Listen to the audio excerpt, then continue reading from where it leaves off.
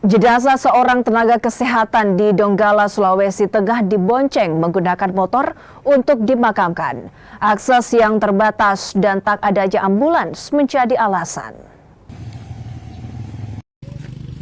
Jenazah tenaga kesehatan yang bertugas di Kecamatan Panimbanbi meninggal saat bertugas di Desa Palentupa, Kecamatan Panimbani, Kabupaten Donggala. Jalan yang rusak hingga jenazah harus dibawa menggunakan sepeda motor melewati medan terjal. Di titik tertentu, jenazah Ariel lalu dipindahkan ke mobil ambulans menuju rumah duka di Kabupaten Sigi. Salah satu rekan almarhum bilang, Ariel merupakan sosok petugas kesehatan yang berdedikasi tinggi.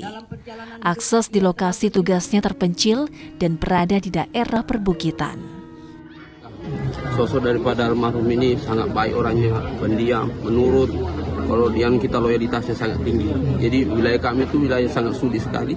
Itu beliau itu tetap pergi, walaupun mungkin bagaimana keadaannya, jatuhnya bagaimana, tetap pergi. Mau hujan, panas, tetap mereka tempuh. Ini alhamdulillah sebelum beliau meninggal dunia ini, beliau dalam keadaan tugas. Beliau satu hari ikut posyandu, kemudian pelayanan penyuluh KB, kemudian pemasangan implan.